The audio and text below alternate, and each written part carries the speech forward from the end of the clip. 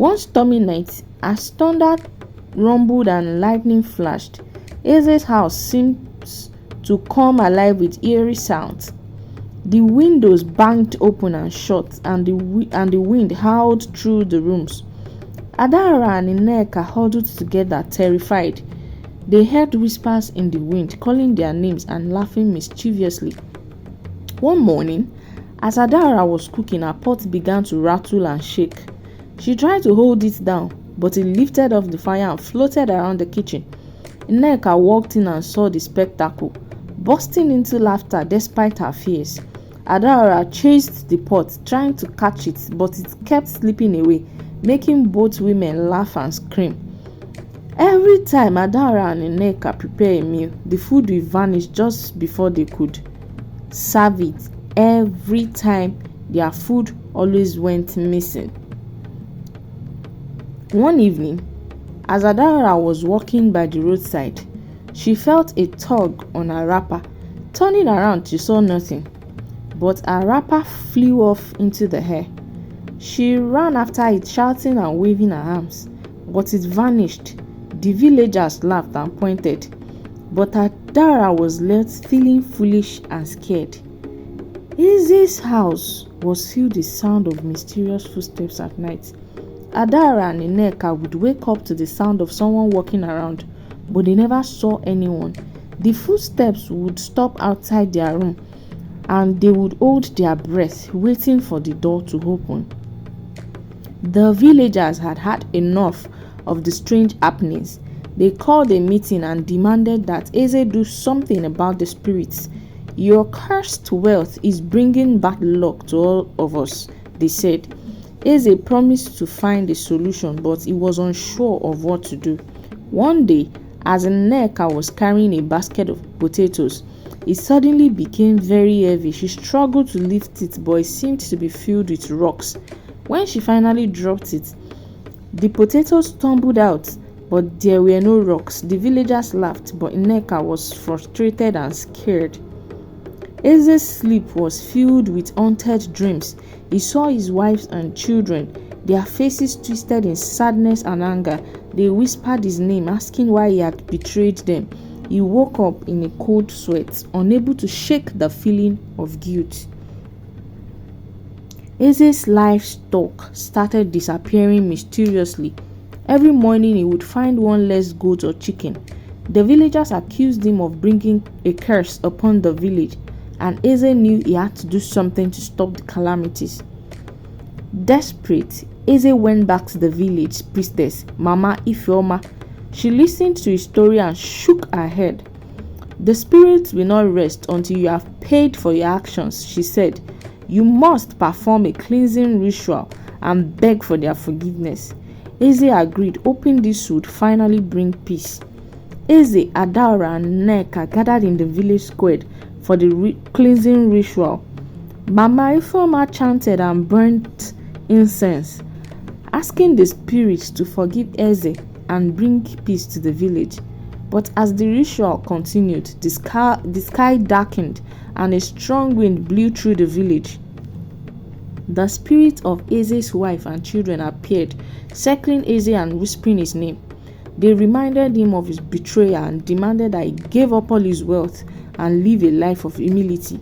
Eze agreed, stress streaming down his face. The next morning, Eze's wealth was gone. The jewels and the luxurious items had all started to vanish. The villagers were amazed and relieved. They hoped this would finally end the curse. Eze's wife, Adaora, had had enough. I can't live like this, she said.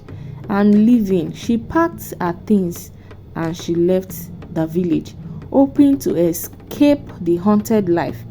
Nneka too decided to leave, fearing for her safety. Eze was left alone to deal with the spirits and the curse.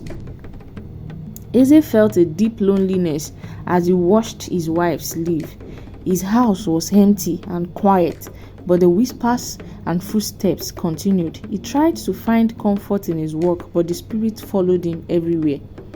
Eze started seeing shadows everywhere he went. They would appear and disappear. making him feel like he was being watched.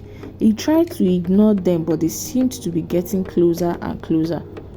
The spirits began to laugh at Eze. He would hear their laughter echoing through the house, mocking him. It drove him to the brink of madness, and he couldn't escape their taunts. When Eze tried to harvest his crops, they turned to dust in his hands. He cried out in frustration and fear, knowing that the spirits were punishing him. The villagers watched from a distance, afraid to get too close. Eze's farming tools started disappearing. Every time he needed a hoe or a rake, it would be gone. He searched everywhere, but they were nowhere to be found. The villagers whispered that the spirits were playing tricks on him. As Eze walked through the village, he noticed his footprints were disappearing behind him. It was as if he was being erased from existence. The villagers noticed too, and they began to avoid him completely, fearing the curse might spread to them again. Eze went to the waterfall to fetch water, hoping for a moment of peace. But as he filled his jug, the water turned black and murky. Ghostly faces appeared in the water, staring up at him. He dropped the jug and ran, feeling the spirit's cold presence behind him. Eze began finding mysterious messages carved into the walls of his house. They were warnings from the spirit, reminding him of his betrayal and the price he had to pay. Each message was more chilling than the last, driving Eze further into despair. One night, the moon vanished from the sky.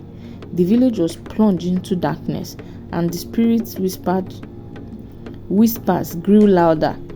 Eze felt their cold breath on his neck and saw their ghostly shapes moving into the shadow. The villagers huddled in their homes, praying for dawn.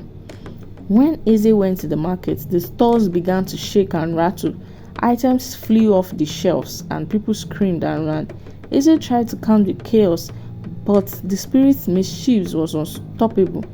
The villager blamed him for the destruction and demanded he leave the market. Eze's remaining goats began to laugh in a human voice. It followed him around, mocking him with its eerie laughter. Eze tried to chase it away, but it always returned, adding to his torment.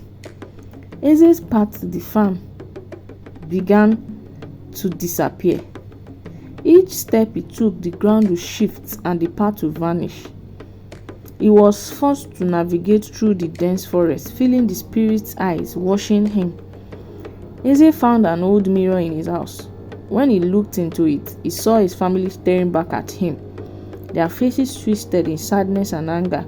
They reached out to him, their voices echoing in his mind. He smashed the mirror, but their images lingered in his thoughts. One night, Eze saw floating flames around his house. They danced in the air, casting eerie shadows on the walls. The flame whispered his name, reminding him of his sins. He tried to extinguish them, but they only multiplied, surrounding him with their ghostly light. Eze's garden became overrun with ghostly plants. They grew overnight, twisting and turning, their leaves whispering secrets. Eze tried to cut them down, but they grew back stronger, their whispers haunting him day and night. The spirits began to play games with Eze. They would hide his belongings, move objects around, and create illusions to confuse him.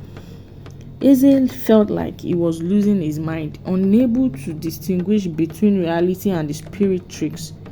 As Eze traveled through a dark forest, he heard whispers and saw glowing eyes watching him. The trees seemed to close in around him. An eerie shadow danced in the moonlight. He could feel the presence of the spirit, their cold breaths on his neck. He quickened his pace, but no matter how fast he walked, the spirit followed. The path through the forest began to disappear again. Eze sat down, feeling the spirit's laughter echo around him. Eze's food supply started to vanish. Each night, as he tried to sleep, he would hear rustling noise, and in the morning his food would be gone. The spirits were restless and relentless, leaving him hungry and weak. He tried to catch them, but they were always just out of reach, taunting him with their tricks. Eze reached a river that seemed to shimmer with an unnatural light. As he bent down to drink, the water turned black again. Eze started seeing faces in the shadow, the faces of his wife and children. They stared at him with sad, accusing eyes. "Why, Eze?" they whispered. "Why did you betray us?" He tried to shut them out, but their voices grew louder, filling his mind with guilt and sorrow. The torment was too much for Eze. He could no longer distinguish between reality and the spirit's tricks. One night, driven to madness, he ran through the forest, screaming and tearing at his clothes. The spirits laughed and danced around him, their whispers driving him deeper into insanity. Eze's cries echoed through the night, a reminder of the price of greed and betrayal. The once poor farmer who had gained so much wealth at the cost of his family's lives was now a madman, haunted by the very spirit he had tried to appease. The villagers spoke of his fate in hushed tones, a cautionary tale for generations to come. The tale of Eze, rise and fall, became a legend in the village, a story of caution against the danger of unclean wealth and the price of betrayal. The spirit finally found peace, but Eze's mind was forever lost to the torment he had brought upon himself. If you enjoyed this video, please give it a thumbs up, like, comment, share, and follow me. Thank you.